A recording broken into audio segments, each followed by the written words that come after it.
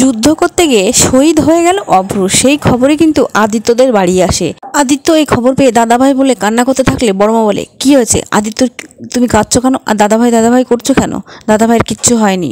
তখন দেখা যায় আবারও আদিত্যর বাবা বলে, বৌদি ভাই আদিত্য আসেনি, আদিত্য আর আসবে। এই সমস্ত খবর শুনে পরমাও কিন্তু বেশ কষ্ট পায়। পরমা তার বিয়ের স্মৃতিগুলো মনে করতে থাকে। অভ্রর বন্ধু সবার সামনে বলে ও একটা মিশনে গেছিল আর সেখানে অনেক বড় যুদ্ধ হয় এবং অভ্রকে আমরা কোথাও খুঁজে পাইনি, অভ্রর বডিটা মিসিং হয়ে গেছে।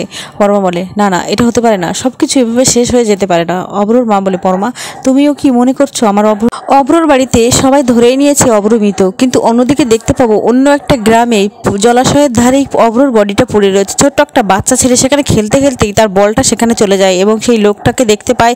অভ্রকে দেখতে পেয়ে ভয় পেয়ে সেই বাচ্চাটা তার বাবা মা তার আশেপাশে থাকা লোকজনকে সেখানে ডেকে নিয়ে আসে। ওদিকে দেখা যায় সুদীপা কিন্তু আদিত্যকে বলেই সে তার বাড়িতে যায়। গ্রামের বাড়িতে গিয়ে তার বাবার পুরনো স্মৃতিগুলো মনে করতে থাকে, সেখানে কিছু সময় কাটায়। আর তার পিসিমণিকে বলে, পিসিমণি আজকে রাতটা আমরা এখানেই থাকি না, এখানে অনেক স্মৃতি জড়িয়ে আছে, আমার বাবার স্মৃতি, আমার ছোটবেলা থেকে বড় হওয়ার স্মৃতি।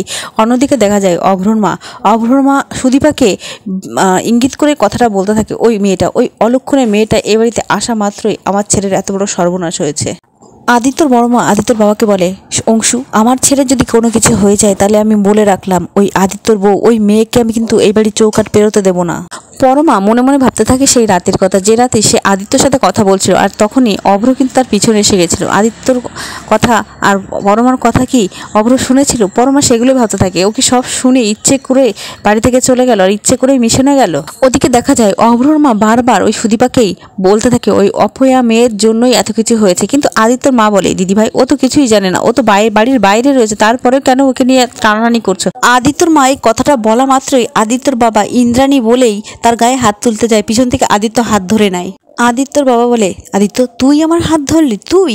তখন আদিত্য বলে, বাবা মায়ের গায়ে হাত দেবে না, মায়ের ছেলেমেয়েরা এখানে দাঁড়িয়ে আছে।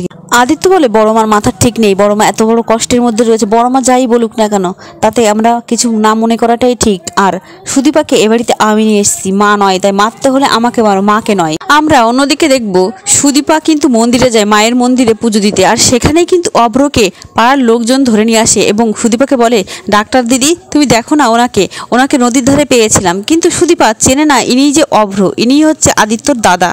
গ্রামের লোকজন বলতে থাকে ওই ভদ্রলোক হয়তো বেঁচে নাও থাকতে পারে, যদি বেঁচে থাকে সেটা মায়ের কৃপায় বাঁচবে। সুদীপা এক সেকেন্ডও দেরি করে না, তাড়াহুড়ো করে অভ্রর ট্রিটমেন্ট করতে শুরু করে এবং এক পর্যায়ে সুদীপা নিজে সুস্থ করে তোলে অভ্রকে। অভ্রর বডিতে অনেক জায়গায় গুলি করার নিশানা থাকে আর সেখান থেকে ক্রমাগত রক্ত ঝরতে থাকে। সুদীপা বলে, অনেকটা রক্ত ঝরে গেছে, রক্তের দরকার। সুদীপা নিজের দেহের রক্ত দিয়ে কিন্তু অভ্রকে সুস্থ করে তুলল। যে সুদীপা নিজের সমস্ত রক্ত দিয়ে অভ্রকে সুস্থ করে তুললো, অন্যদিকে দেখা যাবে সেই ছেলে মানে সেই অভ্রর মাই কিন্তু সুদীপাকে ক্রমাগত অপমান করতে থাকে, অপয়া দুলক্ষণে অলক্ষী বলতেই থাকে। অন্যদিকে দেখা যায় অভ্রর পরিবারের সবাই ধরেই নেয় অভ্র মারা গেছে, তাই অভ্রের ছবিতে মালা দিয়ে তারা শোক পালন করতে বসে। অন্যদিকে দেখা যায় সুদীপা অভ্রকে সুস্থ করে তোলে এবং অভ্রকে বলে, আপনি আমার সাথে চলুন, আমি আপনাকে সুস্থ করে তুলবো, পুরোপুরি সুস্থ করেই আপনাকে ছাড়বো। এই বলে কিন্তু অভ্রকে সুদীপা নিজের সাথে নিয়ে আসে।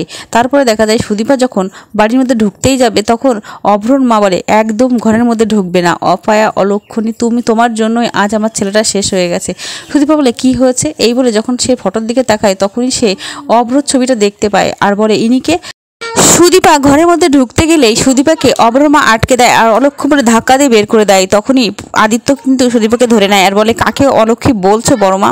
তারপরে দেখা যায় অভ্র ঘরের মধ্যে আসছে, সেটা দেখতে পেয়ে অভ্রর মা ছুটে যায় আর অভ্রকে জড়িয়ে ধরে কান্না করতে থাকে। সুদীপা নিজের প্রাণের ঝুঁকি নিয়ে নিজের দেহের রক্ত দিয়ে অভ্রকে বাঁচিয়ে তুলেছে।